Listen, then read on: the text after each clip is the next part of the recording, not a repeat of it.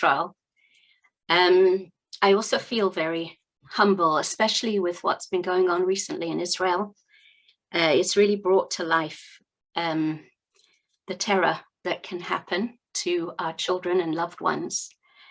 And by way of introduction, I wanted to say that I first heard of Sherry 13 years ago when Mumbai happened. I'm sure people will recall the incredible tragedy.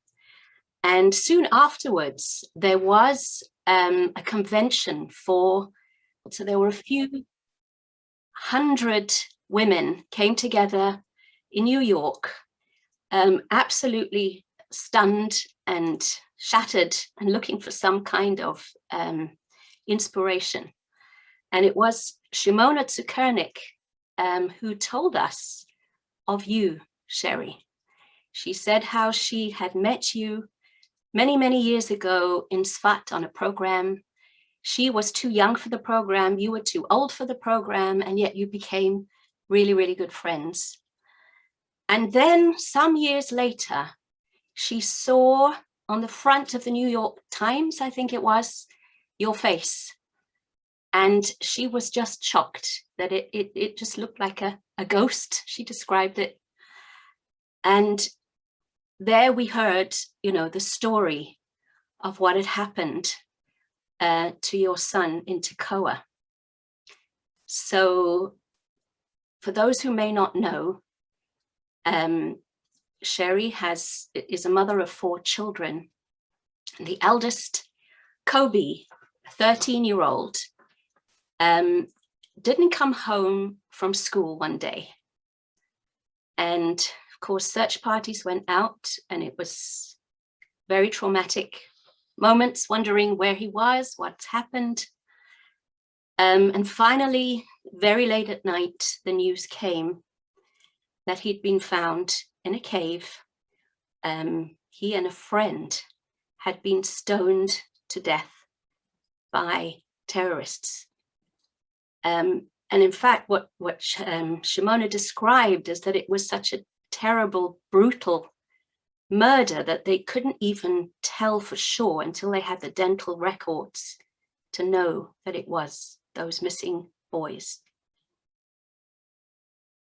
So I remember in your book, and this is how we recently got in touch, because I was fortunate to be in Toccoa, and I remembered that this is where you lived, and I got your book and read it, and I felt that it was such an incredible account of someone's real pain and trauma, and the way that you dealt with it and all the different facets of how you were able to look at it and make something incredible out of it was just so uplifting that I've recommended this book to so many people. And I wanted to reach out to you, what was it, a couple of months ago while I was there, just to say thank you.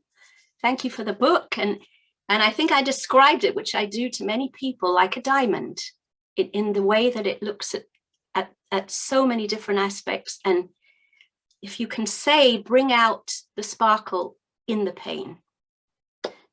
And when you offered very generously to do a Zoom for us, I was very quick to say, we've got to do this. And just so appreciate that, we were able to actually meet. And you shared, further books that you've written, which are wonderful. And we're really looking forward to hearing more all about it. So thank you, Sherry, for being with us. Welcome. Thank you very much. We have with us Sharon Koppel. Besides being one of the pillars of our community, Sharon has the most incredible empathy and unique perspective that she's going to share in her interview and conversation with Sherry. And at this point, if I can ask 2 things. First of all, for everybody whose cameras are off, if you're able to, please turn your camera on. From somebody who spends most of his day now giving shiurim on Zoom, it's much easier when there's other people there and really there, and not just behind a a dark screen. And second of all, if everybody can open their hearts and mind for Sharon and a conversation with Sherry. Thank you to you both, and thank you, Rebitz and Efyun, for your introduction. 2 words. Hi, everyone. Hi, Sherry. Thank you, Penina, for your words, and thank you, Rabbi. I hope my mother-in-law was listening. I was really excited, looking forward to doing this interview, Sherry. I have been reading all your books over the past 10 days, and except for the elephant in the sukkah that I see behind you, which I know you also wrote. That's my best book.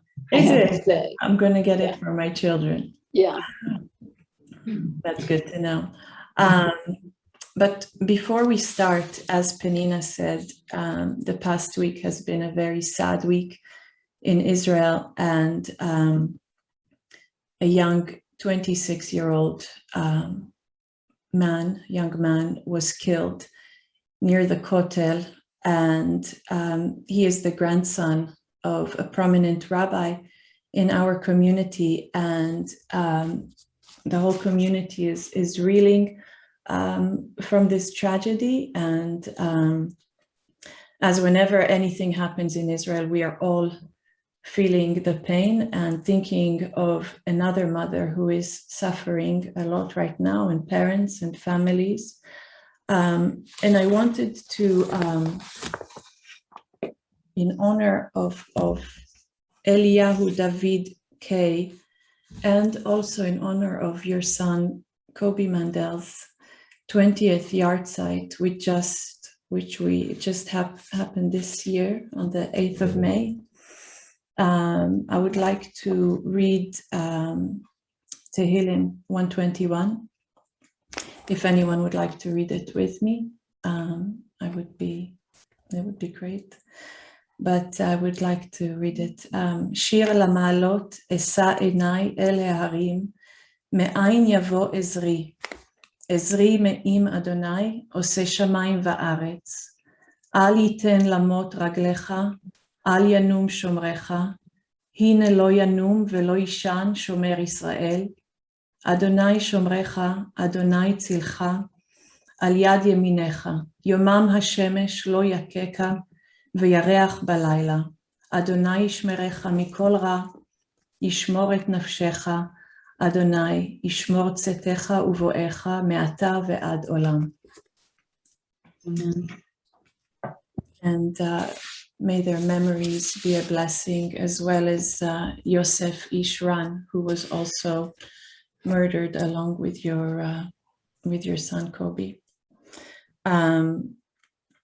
I wanted to also start by saying that I was very happy when I read about you. I was born in Jerusalem myself. I studied in Europe, but I spent my formative years in Rockville, Maryland. And that's where I grew up. And I know you spent many years in Silver Spring, Maryland, which is not too far. It's the next neighborhood. And here nobody knows Maryland. They call it Maryland. So it was good to have someone from my neck of the woods, as they say. I think I'd like to open with an excerpt from your first book, The Blessing of a Broken Heart. And this was on the night that you found out that Kobe was murdered, and Yosef. Now I am like the canary in the mine. I have been sent out to the land of death to see, can one live there? Can one breathe after death has taken one's beloved? How do you cope with overwhelming evil and pain? People ask me. How are you? The question is one from my former world. Now it is one that I cannot answer. I have lost the ability to be in a world where I answer okay. There is no okay. Nothing will ever again be okay. I answer, I am breathing, I'm alive, but I will never feel relieved, relaxed, because something will always be missing. I can never again take anything for granted, that the sun will rise, that my husband will return from work. I carry the weight of my son's death everywhere I go, even into my dreams. As I said, this is the 20th anniversary of Kobe's death. And your story hits right at the core of every, of the heart and of every mom and every parent. And it's a tragedy that no parent should ever have to go through. I wanted you to start by telling us a little bit about yourself and your background, how you came to Israel, and I want to hear about Kobe as well. Okay, so I'm going to start with I'm going to change the tone a little bit and start with a story that will, I think, says a lot about where I came from. So I ended up getting married here in Jerusalem, and I was really on vacation. I was traveling around the world. I had taught school in Mexico, and then I was living in Spain in thinking I would translate Spanish poetry. And I visited Morocco. This was all like in 1983. And then I came to Israel to visit. And I was totally non-religious. I wasn't Zion. My family was totally non-religious and had no Zionism. Like, I didn't know the alphabet. I never knew about Shabbat. Like, I grew up in New York, so I knew a lot of Jews. In fact, my elementary school was all Jewish, but it was a public school. So we actually, like in chorus, we sang Christmas songs. It was it was like being culturally Jewish. So when I came to Israel and I started learning, and it really fascinated me. And then I met my husband, and he was religious, but he had grown up also in America in a non-religious home and also no Zionism. And so we ended up getting married in Jerusalem. And first of all, I had been a big feminist. So like I had worked on a project called the Dinner Party Project in LA before I did my traveling.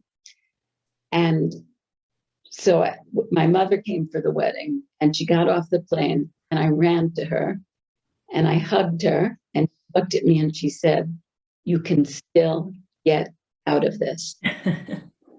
So it was like, Yeah. This life, she did not want this life for me. And I wasn't brought up for this life, So I think like everybody in my elementary school, they all went to Hebrew school, like times a week, I think.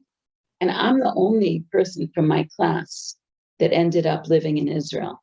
And I think maybe it's because I didn't go to Hebrew school, because maybe the school wasn't that good, or I don't know what happened there, but I think it turned people off. And I never got turned off because I didn't even know what it was. And then when I came to Israel and started learning, I couldn't believe that this was my religion, because nobody had told me anything about it. And nobody, also growing up Jewish, it wasn't anything, I didn't want to be Jewish. It was like, I thought I would marry somebody non-Jewish, like a typical American. Maybe not for that generation, but for this generation. So becoming religious and living in Israel, it wasn't something I ever even considered doing until I was doing it.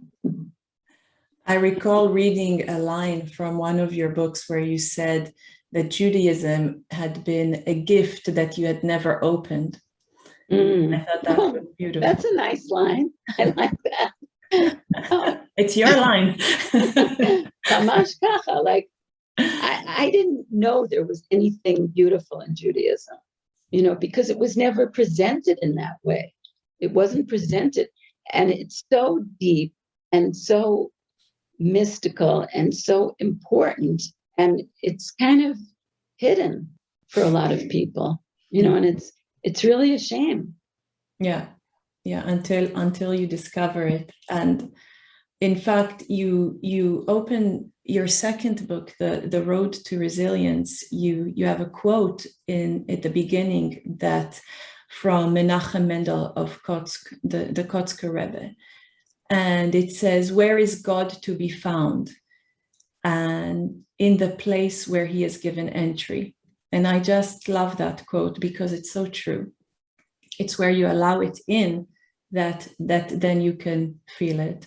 And in all your books, you draw so deeply from Jewish wisdom and texts from the Talmud to the Tehillim to Bava Batra, and I noted down all the texts, and it's so vast and interesting, and I can feel your deep connection and your love for Yiddishkeit and our history. But as you said, you weren't always observant, and you got drawn more and more to religion after Kobe's murders. Is that right to say? Oh, yeah. Well, I was always, once I learned about Judaism and like the framework and Shabbos, like, for example, now I really feel sorry for people who don't keep Shabbos, because when can you turn off your phone? When can you talk to your family or your husband and not have that phone even on the table or ringing or so? But I was always drawn to like the framework, but I didn't have a relationship with God. It was sort of like, okay, probably there's a God. I didn't I didn't feel the connection. Mm-hmm. And after Kobe was murdered, it was like, God, I had all these spiritual messages, really. And I wasn't that type of person at all to like feel signs and wonders, but like, and I don't even think it was just that I needed them. Like I did need them, but they were so blatant, like birds hitting me in the head and a bird falling down at my feet dead, and like a bird getting attached to the headlight of my car. Wow. Or even with my husband, we had gone to a Haskara for also a child, somebody we knew in Silver Spring, and they buried him here and they had the Shiva here. And when we left, it was Kobe's Yortzeit. And as we were driving, a bird flew into the car and like died at my husband's feet. Like just things that were this kind of proliferation of signs that were kind of saying, wake up, there's something very deep going on here and very mystical. And like after Kobe died, I don't say died, after he was murdered, it was that first year I felt like it was like I was a spiritual detective. There were so many things that happened that I wanted to try to learn about. The other thing that happened was that, like, I didn't really know that many Israelis, even though I was living in Israel, because I was more friendly with Americans and, well, English speakers, but, people from England too. But after Kobe was killed, so then Israelis started coming into my life. And one came to me, this woman, Mira, and she would just come every day and learn Tehillim. And I realized that like our story was in Tehillim. And like ordinary language at that point, I could not bear a lot of the time what people talked about, because I felt like I was connected to the next world. And in a lot of ways, I wanted to be there. And what I found was like the prayer book, just the language had a kind of purity or, I guess holiness, but that I needed and that I connected to. And so I definitely became more religious, more more of a like believer, and also believing that it was like God who had, God was involved in this. God knew what was going on, and that I had to get not that there's any answers, but that the only way I could understand this, not that I can ever understand it, was to, give it over or give it up to God, or just reach some kind of elevated language or psychology or understanding or, spirituality. When my father passed away 5 years ago, I found myself completely lost and just didn't. I had given birth to my son 6 weeks earlier. I'd flown to Israel very quickly and said goodbye to my dad, introduced him to my young son, who, like I said, was 6 weeks old. And my dad passed away the next day. And like you say, the only thing that really kept me grounded at this time was prayer that connected me to him, that I felt people were just going on with their normal lives. And just even at the Shiva, they were talking and laughing. And I said, how could it be? How can life go on? And I felt very connected to him through the prayer. And I think once you also tune in and the words elevate you, especially the Kaddish, you do start to notice more signs, and you do start to see things that you would have otherwise not seen had you not been tuned in. And I started to see feathers. For me, it was feathers everywhere. And so I wanted to delve deeper and understand what is it specifically from beliefs or concepts that you drew strength from in particular, or notions that you rejected Well, first of all, Kobe was killed just 2 days before Lag BaOmer. So we had a lot of connections with, it sounds funny, we had a lot of connections with Shimon Bar Yochai. But I think you should share that. I think that's quite fascinating. Because also, this is also crazy stuff, but like 2 weeks after Kobe's murder, there was a bullet fired through our attic. Like not just a bullet, and I forget what it's called, like big bullet, like very big bullet. And it was from a couple of miles away. And it wasn't directed, it wasn't aimed at our home, but it went through my daughter's jewelry box. And in the jewelry box, the only thing that wasn't hurt was she had a necklace that she had gotten at the kever of Shimon Bar Yochai. Wow. Also, when Kobe's brit, we had Kobe's brit in Jerusalem, and a beggar came. But I didn't even know he was a beggar. Like, he looked very dignified. He was wearing a hat. He was very well groomed. But afterwards he came to us for money, and we gave him money. And I kept the Kabbalah. I kept the receipt, because I kept everything for Kobe that first year in his baby book. And on the receipt, it said that he was collecting for the yeshiva of Shimon Bar Yochai. So like things like that just, really felt like there was some kind of thread to trace. And the Messiah. Well, also with the birds, because I went and learned with somebody in the old city, this woman, and we were learning some Kabbalah, and she looked something up, and then she told me that the bird's nest is also it's also like the bird's nest. It's also the supernal bird's nest, and Tzipor, not just the literal one, but mystically, it's a place where Mashiach waits to redeem the world. And then we learned that in this nest were pictures of all the children who were murdered, Kiddush Hashem, and also pictures of the first and second temple. And Eliyahu, that's where Eliyahu, he waits there. So also like learning like that was like, oh my, I couldn't believe it, that these connections with birds and birds' nests, and that whole year with birds and birds' nests. So I felt like I was being pulled out of my pain. But I have to say also that, we live in Toccoa and there's a very strong community here.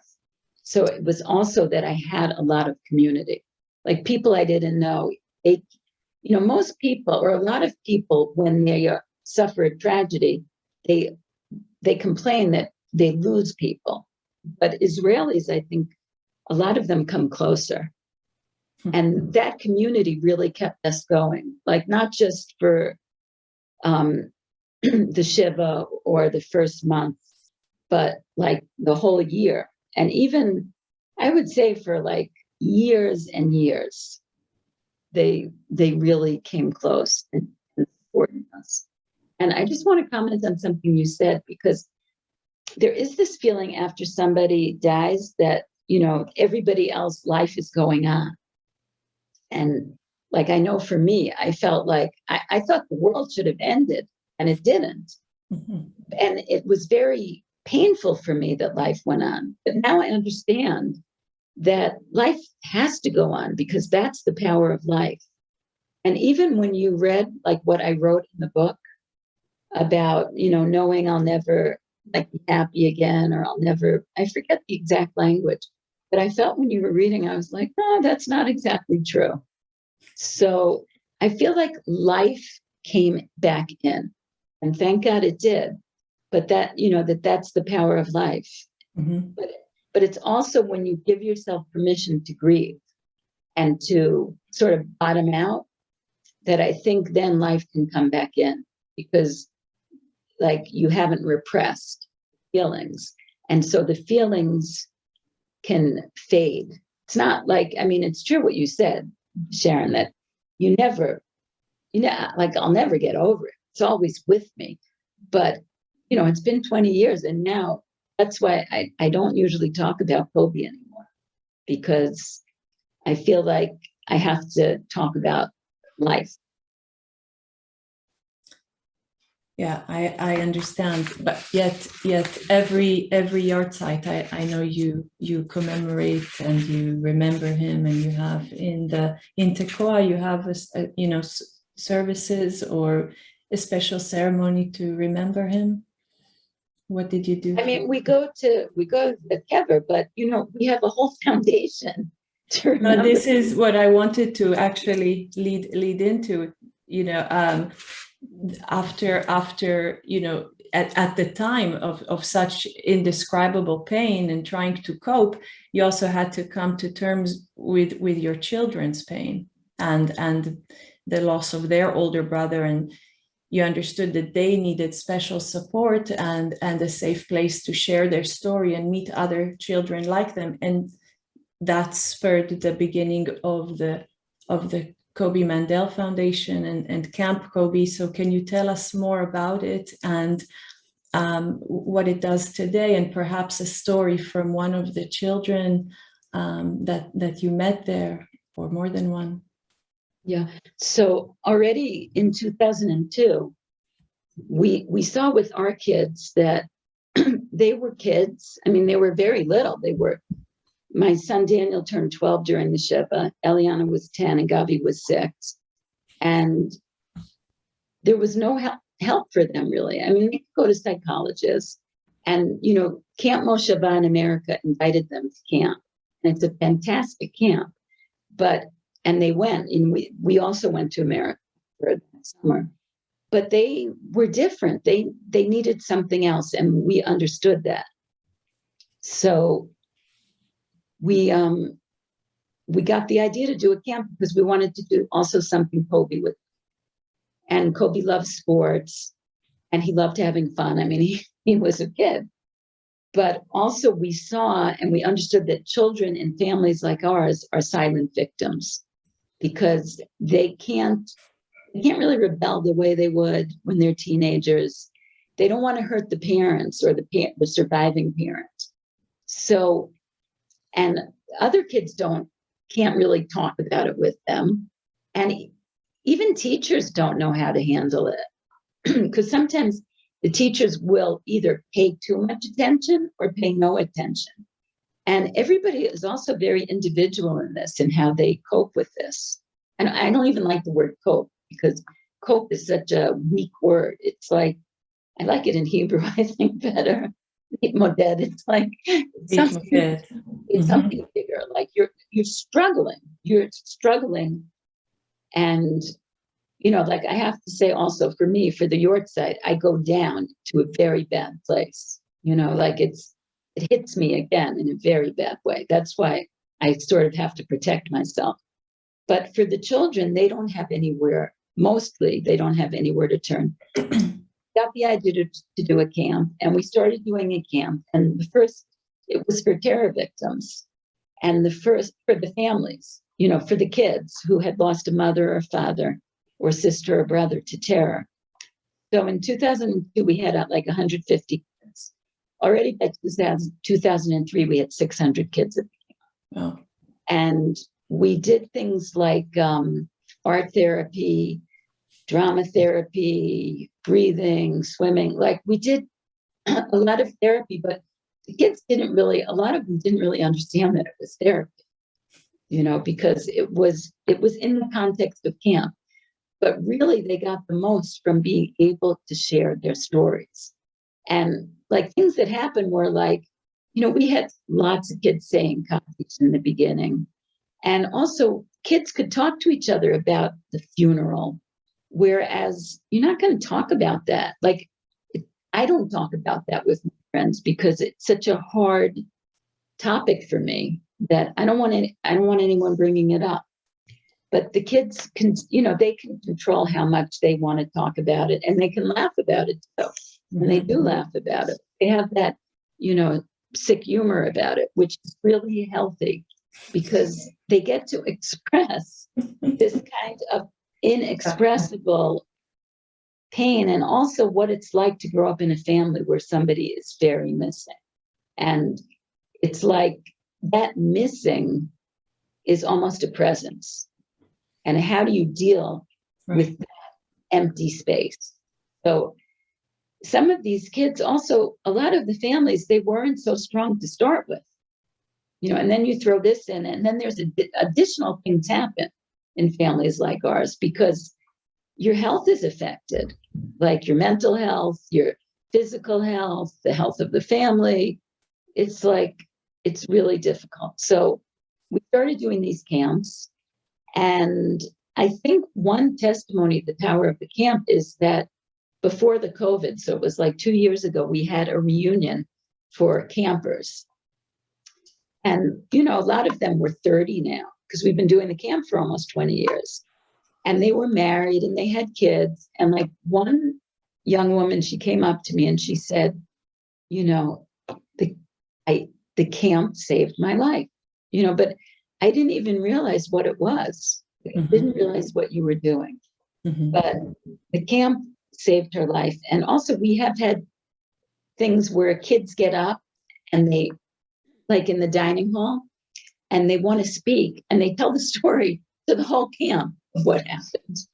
And, some psychologists, we had a lot of controversy over how much to let the kids tell the story. And there were some psychologists who said, no, don't do it. It can be triggering for the kids. But what we found is that what happened naturally in camp is that we sort of, the psychologists, we took on psychologists who could also sort of be counselors. And then the kids and the counselors, they would take one evening and they decided how to tell the story. They would sit together in the bunk, where they were. It's not really a bunk, it's a guest house. They would find a room and they would tell the story to each other. So it was like they kind of took ownership of how to tell the story. And it became a kind of tradition at camp. So I think that's like a tremendous success, because camp developed its own method based on what the kids did, not on what, the experts. Because experts are, especially in grief, if you haven't gone through it, it's like you just can't know it. You can't know it. And we've had like psychologists who we've heard, who, like this woman, she was an expert in, I think it's called thantology. It's like a study of death. And she said she used to talk about death all of the time, and was, like invited to all these conferences. And then she lost somebody, and she said to us, I had no idea what I was talking about. Right. The shared experience and just sharing the pain and the story is a huge part of then letting go and feeling better, and then being also amongst, like you said, people who have gone through the same as them, which is enormously helpful, and you don't feel so alone. Yeah, but I think it's also sharing the happiness, because a lot of kids feel they don't. Yes, once you let go of what you carry, then they. No, but it's more than that, because they feel that they don't have permission, that it's not right to be happy. Yeah. That how can they be happy when their father was murdered? I mean, so it gives them permission, like just to be normally happy, not just happy because of releasing the emotions, but just happy because you're happy. And to move along to my next question, after this success of the camp that really took the cruelty of his murder and turned it into kindness and helping so many victims of terror and trauma, then you wrote your book, and the book was it won the National Jewish Book Award, which is amazing. And you became you gained a lot of recognition in Israel and around the world, and became a public ambassador for really turning of resilience and turning a tragedy into transcendence. But as you became a public figure, there was still some undiminished pain from what you wrote, and that led you to decide to train as a pastoral counselor. And it's not such an easy path to get into, knowing there you will face even more pain and more suffering. And I wanted to know what compelled you to train as a pastoral counselor. And I want you to tell me how you say it in Hebrew, because I don't know how you say it in Hebrew. Livui Ruchani. Livui Ruchani. Okay, thank you. So what led you to it, and why? What were you searching for? And if you could also tell us about the Righteous 36. Okay. Wait, before I go there, I just want to mention that we have camp next week. We have next Friday, Shabbos, and Sunday. We have camp in Hanukkah. You have camp for Hanukkah? Yeah, 3-day camp. Wow. So we're really it's not only in the summer? No. Okay, that's fantastic. It's also during some Chagim. Okay, so first of all, I wrote the Reaching for Comfort in 2005. So it didn't get published for a long time, but it was 4 years after Kobe was murdered that I went to become a pastoral counselor.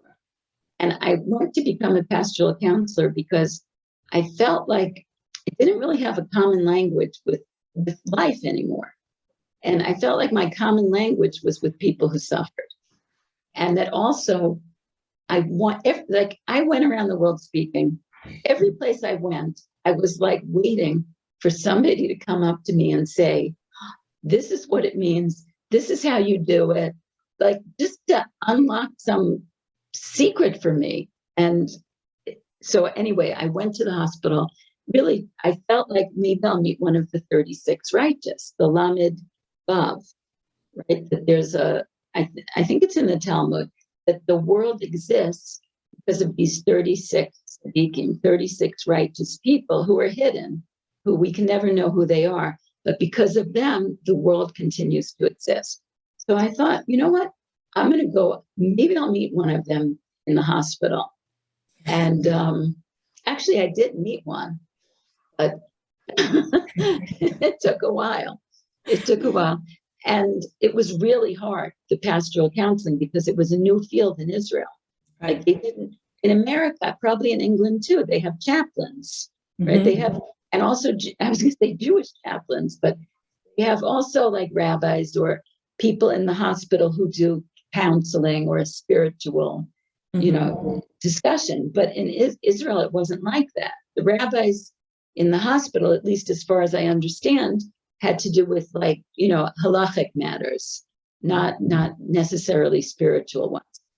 So I would go into a room and people had no idea what I was doing there, you know. And when I said, you know, ani osa livui ruchani, you know, it's like, what? First of all, there's no really good word in Hebrew for it. They also say tomech ruchani, spiritual support. It's not like in English where you have chaplain, although chaplain is very Christian. We could never use that word here in Israel. But I met like these incredible people eventually, and I had experiences that were very healing for me. I think it was something, it was almost like I had to go even further in the dark into the light. Yes. And the person you met, could you tell us about it, about him or her? Well, I met a few, but the one who was like, I think most significant was this woman. I call her Esther because I disguise everybody in the book and I change their identity so much, like I can't even remember what's like the real story. But I had these cards with Tehillim on them, with sentences from Psalms. And I remember I asked her if she wanted to look at it and just talk about the cards.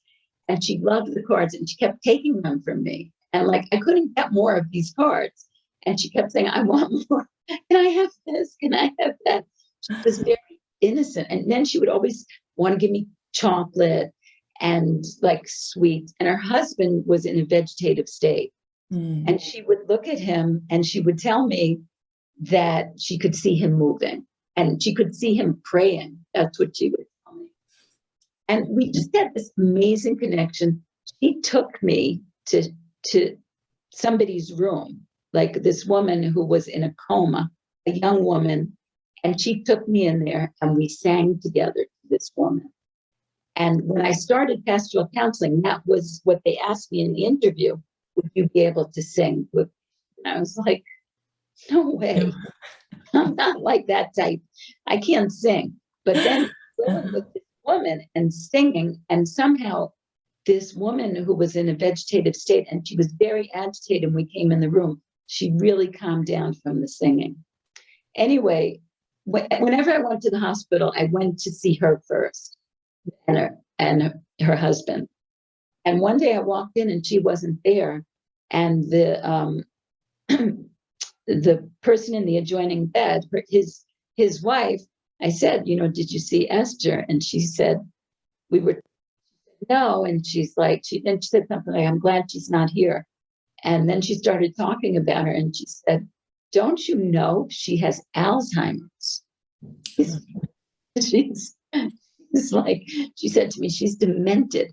And it was like, no, she's not. I thought, no, she's not.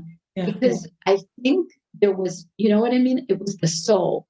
She had this tremendous soul and she was reaching out to other souls. And I really felt that maybe that was the secret, that she could, of her being a tzedekis, because she was like all soul, but it was hard to. And then I thought, you know, like they said, maybe she was like mad, but also the prophets, like they also had to be a little mad to prophesize. That there's something that in order to sometimes see the spiritual truth of this world, you have to be a little crazy. Yes. Sometimes. Yes, indeed.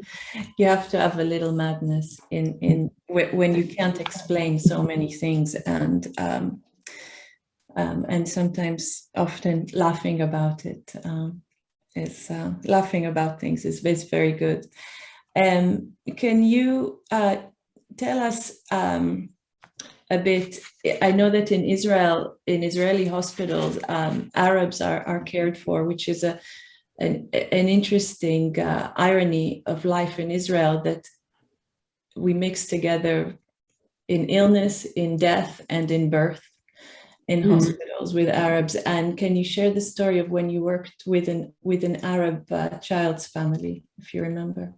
Oh, yeah.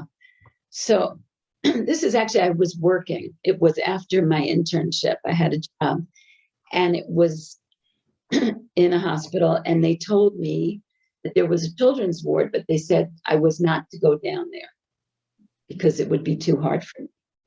And what happened was somebody from my community, their child, it was a terrible story from the GAN, from the nursery school. She was supposed to be in our hospital. So I went down to visit her. And then I met this other woman who I ended up having a relationship with, a Jewish woman, and we learned a lot. We would learn together when I went once a week. But at the same time, there was this Arab woman who was there with her. He was like about 1 year, 1.5. And he had been very damaged at birth. And she did not speak any Hebrew. She didn't speak English. And somehow we communicated, and we would just hug.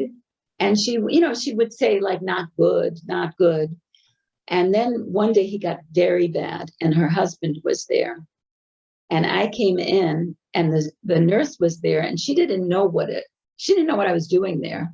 And she told me I had to leave. And the Arab woman said, no, I want her to stay. And so I stayed, and I just like hugged her. And it was like we had a language beyond language, because it was just, I knew her pain, and I could feel it, and I shared it with her. And, her son ended up dying. There was something, like, she would tell me, you should learn Arabic. My Hebrew I was still learning Hebrew. I am still Arabic. But there was something in that was like sort of beshared for me. Yeah. Because it wasn't like I hated all Arabs, because of Kobe, but it gave me a kind of truth that there was a common bond, that there was something, beyond nationality, beyond politics. It was a mother that transcended that, and that in that relationship. And another soul connection, or connecting on the soul level. And you write, in fact, that when you comfort patients, sometimes you have to walk a fine line between knowing when to talk and when to stay silent.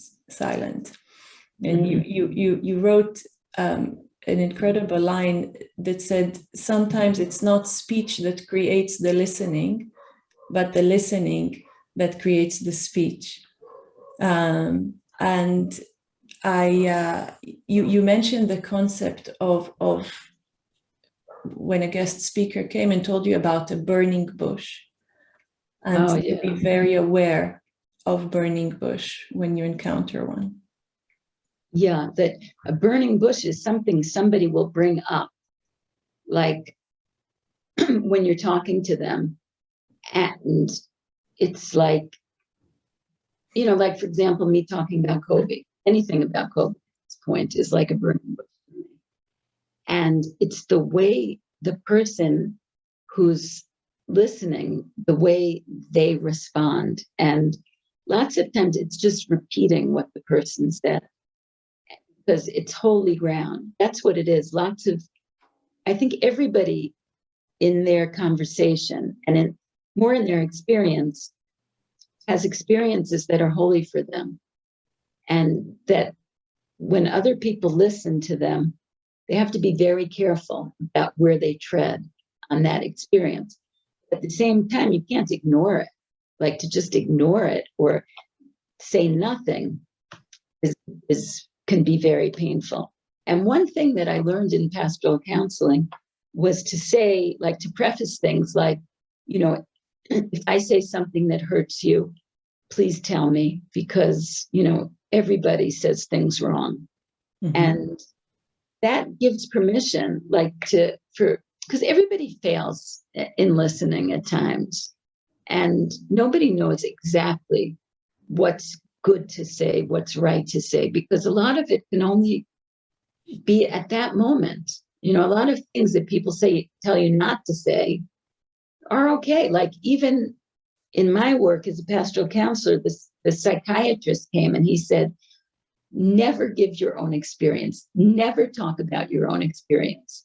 And then that week, I ended up talking about my own experience. Was led to this tremendous breakthrough with these brothers who were having, in the book, I think they're women, mm-hmm. who are having this terrible separation from the mother. And it's actually because I say the wrong thing that there's a bond is created. Yes. Sometimes you have to be quiet, and sometimes you have to take that risk and poke further, or, like you said, share your own experience, and then it opens not I think as a pastoral counselor, perhaps you can do that. I think you have to tread more carefully when you try to maybe comfort people and try to say the right thing.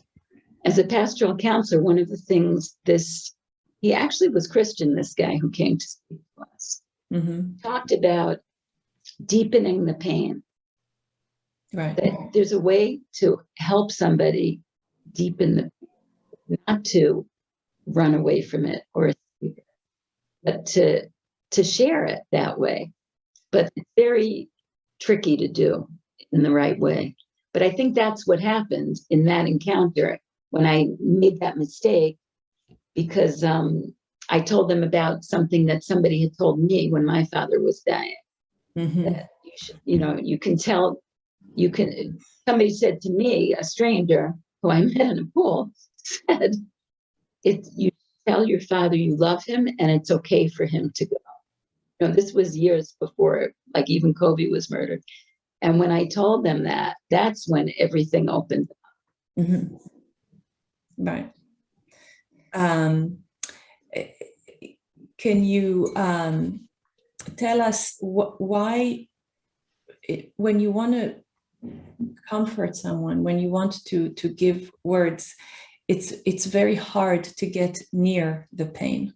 It's very hard to sit with someone who is suffering and to absorb it and to listen. Why do people have maybe an aversion or a fear of it, and getting, and only actually people who have gone through it are, of course, more empathetic and willing to go there. Yeah, sometimes not. Like, just because you've gone through it doesn't mean that you've opened your heart more. Sometimes people close their hearts more. I think it's just very hard you have to be able to contain pain and to be silent with it and to not reach for words. You see, part of what helped me in my work was crazy that my Hebrew was terrible. And lots of times it was like I couldn't figure out how to say what I would say. Like, in English, it would have been a totally different experience. But it was very easy for me to be quiet in Hebrew. Mm-hmm. So it gave lots of times also, if you just wait Like, it's not like you're going to be quiet the whole time, but if you're just quiet, like a little longer than you usually are, it gives the other person the space to, I don't know, something happens. It's just like a beat longer of quiet. It's not forever quiet. Right. Providing an oasis, as you said. For Yeah. people. And you, I think it's already 8 o'clock. I can't believe it. It's been an hour. And I'd like to, I don't know if you would be willing to take some questions from the audience. And I wanted to ask, to say my, I just want my to show final. you my latest book. Oh, you wrote another book. Yeah, wow. The Upside Down Boy and the Israeli Prime Minister. That's I think fantastic. It's upside down when you see it now. Yes, but yes. If you're looking for a great Hanukkah present for kids, this is a very good one. Mazal tov. Well done. Is it on Amazon? What? It's on Amazon. Yeah, yeah. Oh, good. Okay. I wanted to ask, I think I'm going to buy it for the children in our school. Sorry for interrupting, but we'll take questions by text. So if you put them into the text box, they won't be public. They will just they'll just go to myself and Sharon and Sherry, and then Sharon, if you could read them out if there's any questions forthcoming. So if you want to write, it will be anonymously directed. If you'd like to write directly to Sharon, then you should be able to do that too. But anyway, continue. Sorry for interrupting. It's all right.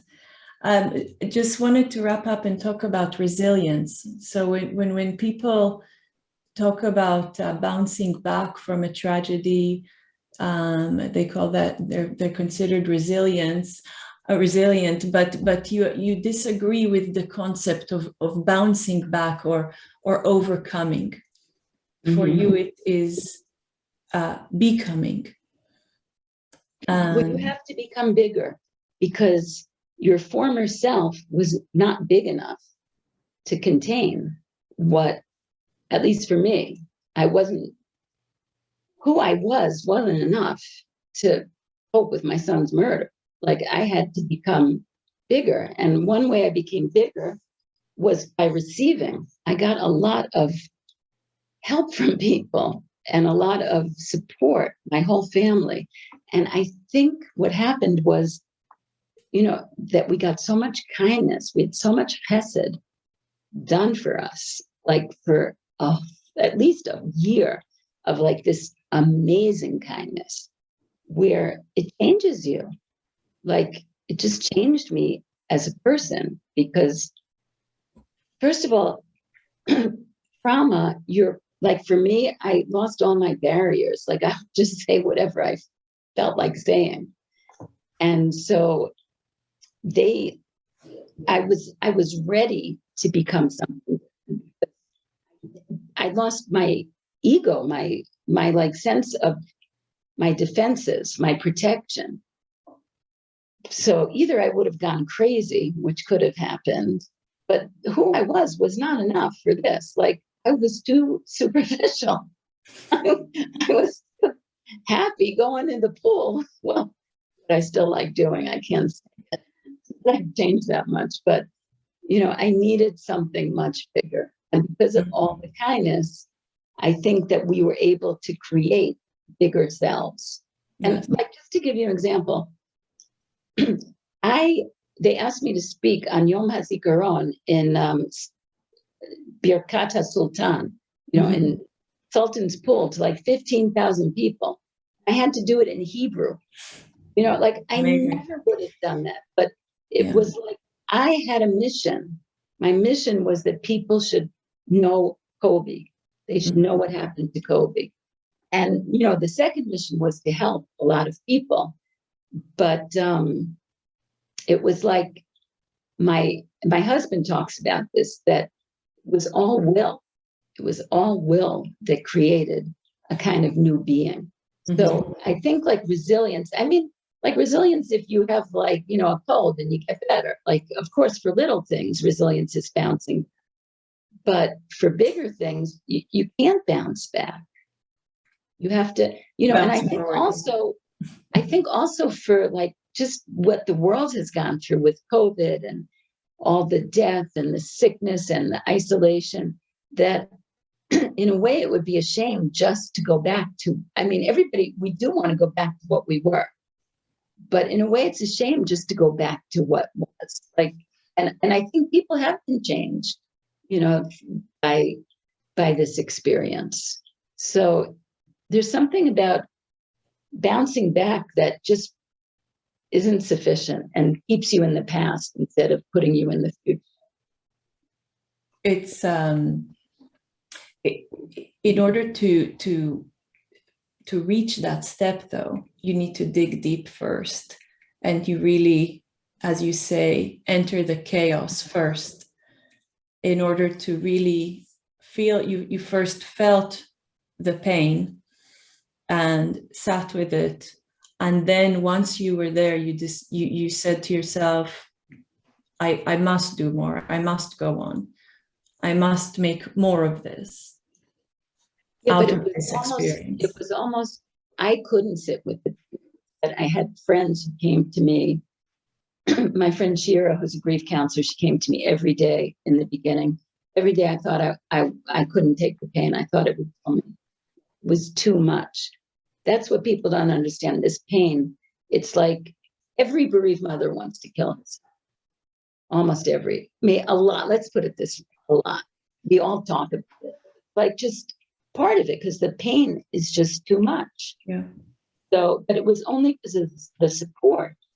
And I think it was more that I received so much that I had a lot to give. It's like a balloon, like you fill up. You're going to burst if you don't give it out, everything that was given to you. That's beautiful. That is beautiful. And it's a beautiful message to end on, giving back after you received so much. And I don't see any questions yet.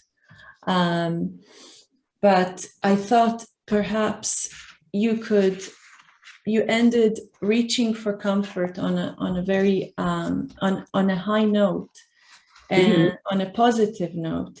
And I would love for you to read for us the last 2 paragraphs of the book, please. Yeah.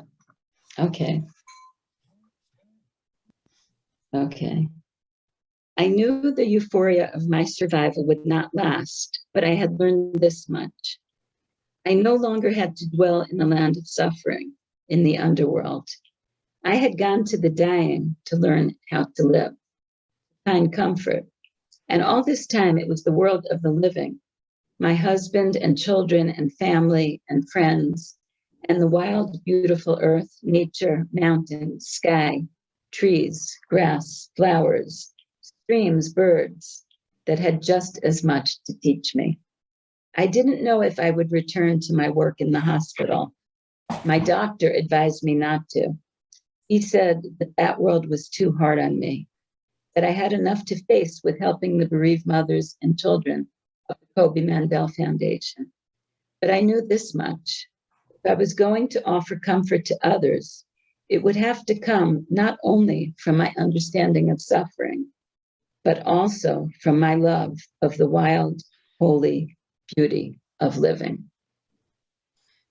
That is beautiful. And I think it's a lesson to all of us to learn to find beauty every day in everything that we see, and to find Hashem in, as you say, even in the quiet spaces and the quiet moments, not only the big miracles, but in every day and in everything that we do. I want to thank you very, very much. Rabbi, do you or Punina? I also conclude that I just put a link to Sherry's books on the chat. So if anyone would like to purchase some books, see some more. I was going to say that I highly recommend them, but I think after everything you've said, it speaks for itself. They're books that everybody has to engage with. And I found the talk both deeply emotionally demanding, but also uplifting and inspiring. And it's a rare combination that you feel true light, both from yourself, Sherry, and also the way, Sharon, you were able to tease out a particular side to this interview. I'd like to thank you for your strength, not your resilience, but your unbelievable passion for life, and to be able to uplift not just yourself, but others when so many people are just drowning in the things that they're struggling with, but to be able to show people that it's not enough just to try and find some warmth in your life, but you truly have to be a lamplighter. It's very important for the Hanukkah message to be able to have such a vision of light before this holy festival. So I'd like to thank you so much, and a round of applause, virtually at least. I would love to buy the latest book for the children in our shul, Rabbi. So that'll be a gift from us to them. Thank you very much, Sherry. A big round of applause. Thank you, Sharon, and Thank you, Sherry. Robertson, Thank you. to our attention and for Happy almost Hanukkah. Happy Hanukkah. To you all. Have a great night. Okay. Sherry. Thank you very much. Bye.